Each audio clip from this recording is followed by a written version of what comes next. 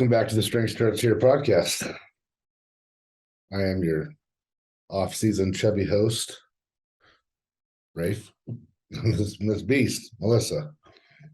We are going to chat about today a little recap on some of the comps that we've done this year, mainly Melissa's comps, and what's looking like moving forward in the next couple of weeks.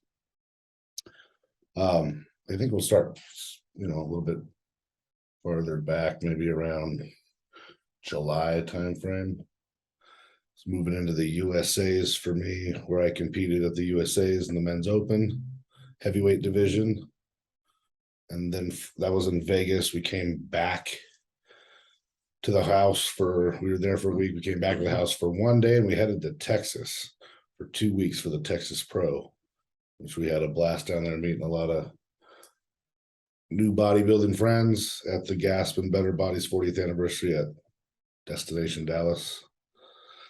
And then we moved from there into the Texas Pro, where Mellisa competed in the women's physique division. It's the second largest payout for first place for women's physique.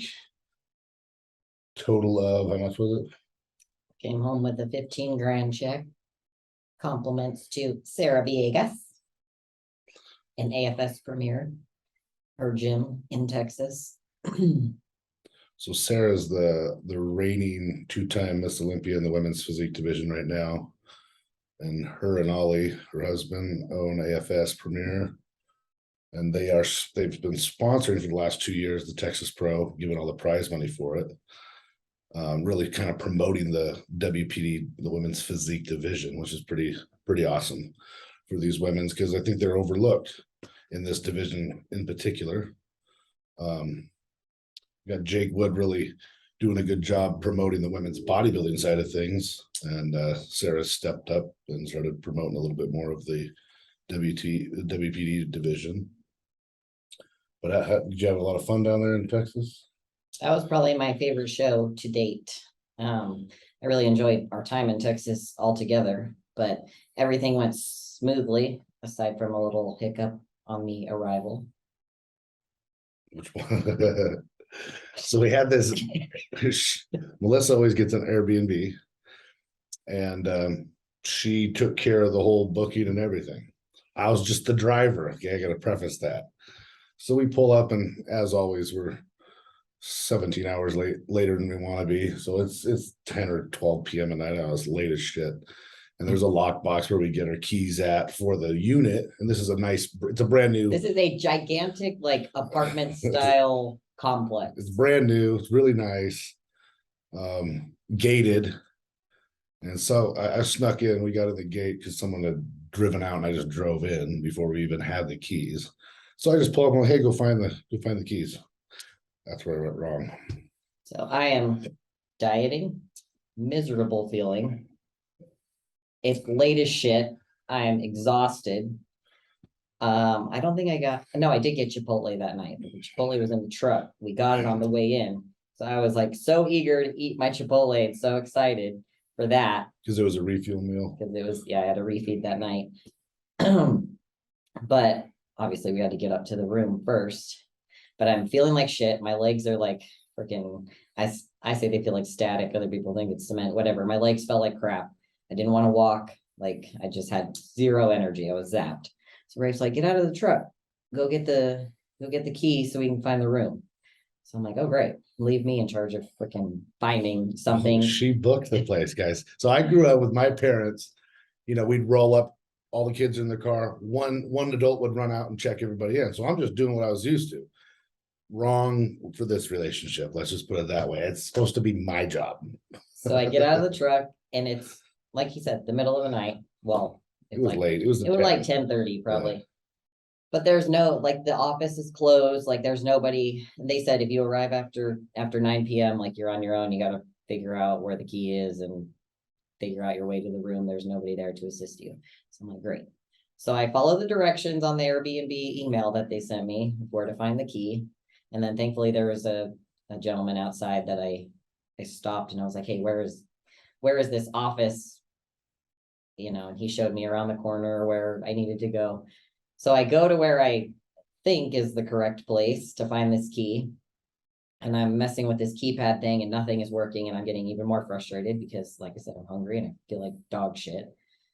And so I call Rafe and I'm like, I don't know where this key This is like I 20 freaking minutes. I'm like, I finally shut the truck off. I must have Get like out. messed with the keypad thing on this box. The one box that I did find, I messed with it like 100 times putting in the code and nothing was opening or no key was coming out of anywhere. So I call Rafe and I'm like, I don't know like how to use this lockbox thing. So I'm on Google, Googling the type of lockbox that it is, trying to figure out how to get the stupid key out. Come to find out, it wasn't even the right lockbox.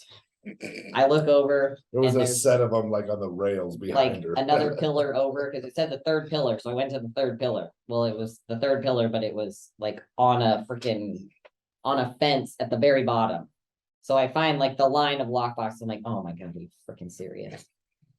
So by this time, I think you had already parked the truck and you were like coming to find me to help me. And that was And then right there are when like 6 buildings. So we're trying to find the building. The doors are locked. We're going to the side entrance. I'm like, there's no elevator. gotta Like, haul this luggage like yeah, a quarter mile. But when we travel real light.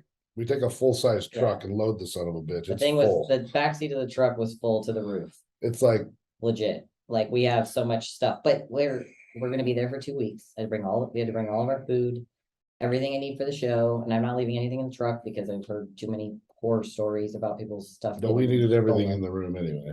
So we're trying to figure out how we're gonna get everything up to the room because of course it's not on the ground level, it's like on freaking level 3. And there's no like shortcut way. There's only one entrance to the D building that we were in. And the one entrance, and of course, the elevator is like way down this long hallway, and then we are way up and even further down the hallway. So we get into the room and she's this time hysterically mentally breaking down. And she's trying to be stubborn because she's an independent woman. I just told her to just stay in the freaking room and I'm gonna get everything. And she was not wanting to do it. And I just shut the door behind me and just left her in there. So 17 fucking trips later, like carrying all the bags, there's no baggage it's car funny or now, but nothing. it was not funny at the time. I'm walking and going, it was gritting my teeth. And then I was like, man, this is a crazy arm pump. And like, it took me like 20 minutes to unload the truck. But then I told her, just settle in, go to the bathroom. I don't know what the hell I had to do. Well, I was supposed to have my next meal, which of course it was a protein shake, a bagel. Yes, I eat bagels. When I'm allowed, I eat bagels. And a tablespoon of peanut butter or something like that. So anyway, I get my lunchbox 6-pack bag out, pull the bagels out. The fucking bagels are moldy. There's another fucking icing on the Forgot bagel. about that. So now I'm even more angry. I'm like, well, there goes my freaking. That was the meal I was to have before I eat the Chipotle because Chipotle replaces my 6th meal. So I'm trying to freaking eat my bagel. Mind you, I'm picking out pieces of mold because I refuse to just waste that meal, and all of the bagels were raw or were moldy. Anyway, we get everything in the room, we settle it. It's a bitchin' place. It's awesome. It's brand new, it's nice. It was a great place. I mean, it would, if we didn't have pups and live down there, it'd be a sweet place to live. It was pretty cool. So that part worked out really well. And then from that point on, I just told her, look, if you book it or I book, it doesn't matter. Just give me all the information. You're gonna sit in the truck and I'm gonna go take care of it from now on. I am So not we good learned at a lesson. I do not do well with directions. But it's been smooth sailing since. But that was just getting into the hotel. Anyway, we went to the Texas Pro. Yeah, the rest of the trip was awesome. The room was great. We ended up staying at the Airbnb for like I think a week, and then we moved over to the host hotel since that's where the show was at, and it's just more convenient all around. It was a nice place, too. Nice restaurants right next door. Hotel was beautiful. Everything was super smooth there. Which convention center? Oh hell, I don't even remember. It wasn't the Dallas, was it? No. Oh, Irving. It was the Irving Convention Center. Center. Yeah, it's brand new, and the brand new hotel right there is really nice. And there was a whole strip of restaurants down to the side, like right next door to the hotel. Obviously, walking distance, stepping distance, like 100 yards to the first restaurant. But yeah, great venue. Athlete check-in went smooth. got lots of refeeds for that show, which was awesome, and a lot of Chipotle, which was. So do you like Chipotle for your refeeds? For what reason? I do Chipotle just because it's pretty much the same foods I already eat, chicken, rice, and then of course I get to add a little bit of extra stuff, guacamole, salsa. But your system's really used to it. Yeah, my body's processing used to it. processing the rice and the chicken. Now, granted, they cook it in oils and whatnot, so But no bloating, or you don't yeah, have I any don't have side any effects from it, issue. or- I wake up the next morning feeling totally normal, like I don't feel bloated or distended or any of that. My digestion doesn't get jacked up from eating that, so I prefer that. The closer I get to a show, when I do get refeeds, I try to just keep it at Chipotle because it's clean and I know how my body reacts to it.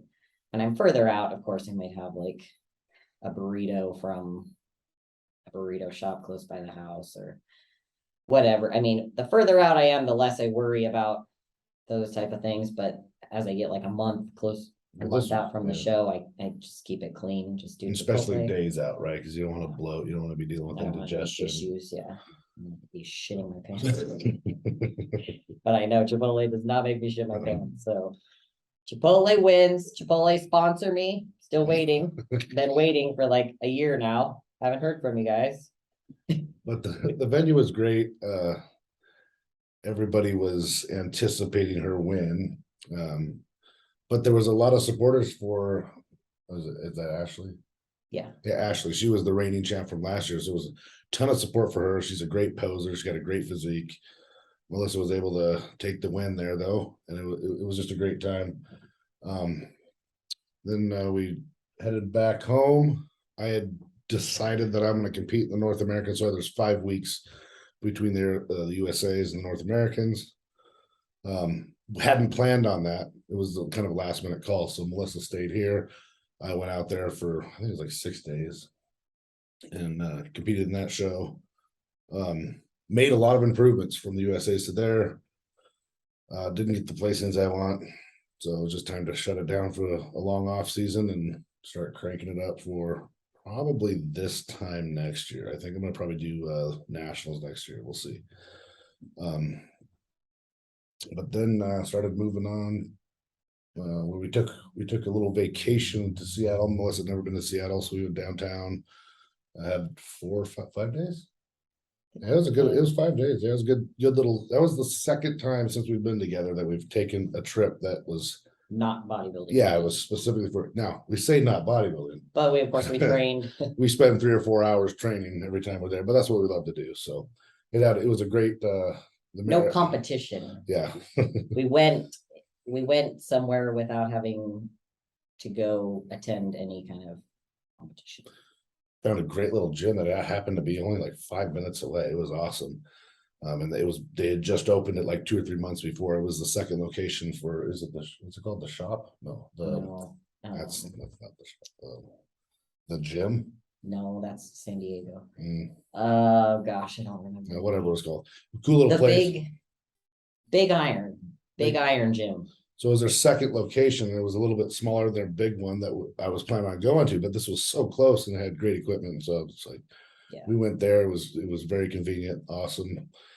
We got to rent scooters. Yeah, I'm like, those little scooters to buzz around town. I'm like, she's gonna freaking eat shit right before shows, right before the Olympia, have 2 broken kneecaps, but she did real well. Yeah, They were super fun. It was probably the highlight of the trip. Yeah. Right? If they, I mean, I know they have them here in Tucson, like downtown area. I mean, they're all over the place, actually. We'd bomb up to restaurants and stuff, and then people would stop us like, are you the big couple that's flying up and down the streets for like the past 5 days? So, but we went to Pikes Peak Market. What is it called? Pikes Market? Pikes Market, and she's never eaten clam chowder. So that was what she had on her birthday. Yeah, I had a big bowl of clam chowder at the Fisherman's Restaurant on my birthday. And it was delicious. We also had shrimp. It really wasn't shrimp though. It was like, it was a coconut shrimp. So it was covered in everything delicious. I'm not a big seafood fan, but that was not shrimp. That was just delicious. Like a donut. Yeah, it was like a donut casing around shrimp. But we ate at a couple really good restaurants. I mean, it was awesome. I had just came off my show. she was still on a refeed week.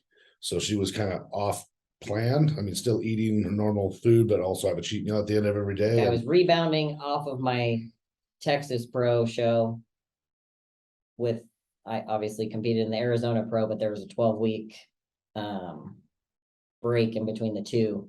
So we kind of did like a short rebound phase and then back to dieting when we got back. It was like 4 weeks, and that was the back end of 4 weeks from her Texas show, and worked out perfectly. I mean, we were able to eat and enjoy it during our prep season and our competitions, which is really hard to do because we're pretty hardcore. We stay on it all the time. And we had a nice little gym at the hotel, so we got our cardio in every day. Steam room, sauna. hot tub. It was great. A lot of stretching, a lot of just recovery, really, you know. But then we bombed back here, and then it was about another 8 weeks till the Arizona Pro, which just happened this past weekend. She's competed 3 days ago. Melissa's the 2020 and 21 champion for the Arizona Pro. Yeah, my crown taken from me this year. Great lineup, very big showing compared to the last 2 years. It's a women's only show. The Wings of Strength women's bodybuilding championships for the women bodybuilders, the Rising Phoenix. And then is the Arizona Pro for all the other divisions: bikini, wellness, figure, fitness, and women's physique, WPD. Big turnout, great show. They also have an amateur show that we had a couple of athletes that we coached from the gym compete there. They did well. Actually, they both won first in their classes. We also had Carrie Shanks. She did her pro debut in figure. But the lineup was pretty tough, but it always is. Yeah, you just really never know what to expect. I mean, when I looked at the roster, I only recognized maybe 1 or 2 names on there. The rest of the girls I was not familiar with. So, and then of course there were like probably 3 or 4 additional athletes that sent their contracts in after the roster was already posted. So we had an extra 3 or 4 more girls show up, which is great because the bigger the class, the better, in my opinion. You want more competition as much as possible.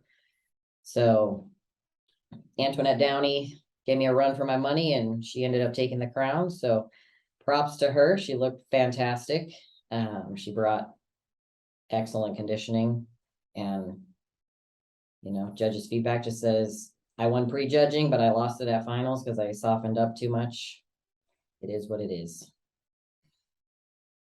Moving forward now, from that show, there was exactly 6 weeks from show day to, actually a little less than 6 weeks from show day to the Olympia.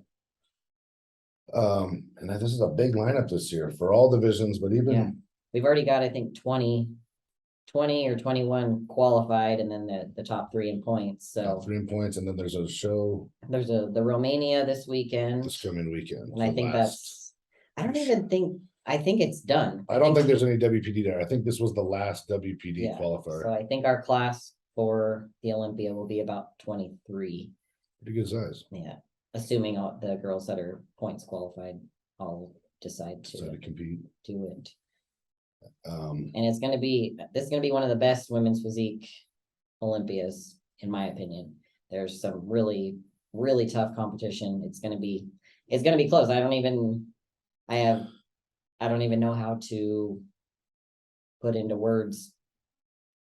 I think it's really, since you've done the Texas Pro, all the female bodybuilding channels, Wings of Strength, a lot of the forums, all the channels out there are really just talking about Melissa's conditioning and the reigning champ, Sarah. There's a lot of other great women out there, but the noise out there right now is still talking about Miss Beast. So that's pretty cool. They're 2 very, very conditioned athletes. Melissa's frame is different than Sarah's frame. So it really comes down. There's a couple of women in the top there. The top 6 that I see, like half of them look like Sarah and half of them look like Melissa in the top that I think are going to be the top 6. And which way are the judges going this year? Yeah, I took 6th last year. So if I could crack a top 3 spot, I would be That's improvement, right? I mean, what else do you want? Yeah. Because the top three would requalify me for next year's Olympia without having to do another show in the interim, but I probably will still do. I mean, I haven't made any definite decisions yet, but I'll likely do another show before the Olympia next year. Even if I do requalify if I do get a top three placing, I will still most likely do another show in 2023, regardless. So we try to focus on when we're competing the show from now until the show. We don't try to look much past that, right? You want to just focus on what's important right now. But have you thought about after the show, which direction you might move? Or do you just want to see what it looks like this year, see where you place and kind of go from there? I want to see where I place. I mean, the judges' feedback lately, this past year, has been not to get any bigger because I'm riding a thin line of having to step up to women's bodybuilding, which I'm okay with. I'm not against that by any means, but I'm not going to do it if I keep placing in the top call out, because obviously if I'm in the first call out still, they still like my physique and I'm not too big. They're just warning me not to get any bigger. So unfortunately, my body likes to grow. You can put me in a calorie deficit all day long and I will still gain weight. Like my body does not want to shrink. I can do all the cardio in the world and I will still gain weight. That's just, I don't know. Yeah, you love to lift and you love to be in the gym and your body's very responsive right now. It's probably the most responsive it's been. I mean, My body does not like to be small. It does not want to shrink. It does not want to lose weight. You've gained a lot of density, thickness, definition. I pushed myself pretty hard training wise because that's the part of this that I enjoy the most. So, I mean, so, in a deficit, I get stronger. It's hard for me to understand, but that's the way it's been for the past couple of years. Every time I'm dieting and I'm like a month out from the show, I'm like deadlifting ridiculous numbers, squatting ridiculous numbers, and nothing like bigger numbers than your off season. Yeah, exactly. It's pretty impressive. It's mind blowing to me. Yeah, like it's pretty impressive. How am I squatting freaking 415 a week out from getting on stage when I'm 148 pounds or whatever? When I on no carbs. Yeah, when I was competing in powerlifting, I would freaking struggle bus 405, being in a calorie surplus, weighing 158 pounds. Like, I don't know, bodies are. I mean, I think at this point in time, you've just really got your body as a smooth running machine, and it really likes clean calories. It likes its refeeds, and it likes you to train hard. And I think one of those things is I think a lot of competitors that are coming up through the sport, I want to be in this division. Well, that's great and all, but there's so many divisions now. It's not like just women's bodybuilding, men's bodybuilding, and figure like it used to be 10, 15, 20, or 20 years ago. Now there's 9 divisions between men's and women's. So basically what the best thing to do now is just to train to what your body is and then fit into the division that your body wants to be. And right now her body's playing with that line, but the judges still like what they're seeing because they're still giving her top placing. So we got to keep riding that. Yeah. So I don't have any definitive plans to switch to women's bodybuilding. Of course, everybody is reaching out to me saying I need to, but it's like, why would I when I'm still placing in the first call out and I'm riding first and second place in these qualifier shows and I placed top 6 at the Olympia, I mean, we'll see what this year's Olympia holds and we'll go from there. It's going to be real exciting. Planning to bring some even more conditioned look than I am known for. I want it to be. And she's got a little secret up her sleeve. She's gonna have one of the best posing routines at this Olympia. For anybody who doesn't know me, that's my least favorite part of all of this. But I've hired Quentin Patterson to make me a beautiful routine, which he has already done. Now it's just up to me to put it all together and showcase it on stage. Heck yeah, looking forward to that. 5 weeks I've worked on it some, but it needs obviously 5 more weeks worth of. You never can be too ready, right? Yeah. Well, awesome. we just wanted to get on here and get you guys a little update moving forward. And then also we'll jump on here. We intend to have kind of a road to the Olympia, trip to the Olympia. We're going to document it and be dropping videos the week of the Olympia of training, traveling, kind of what we do, some food videos, a little bit of everything. We're going to utilize that time for that. So stay tuned. Maybe make sure to like and subscribe, send it to your friends. We'll see you next time.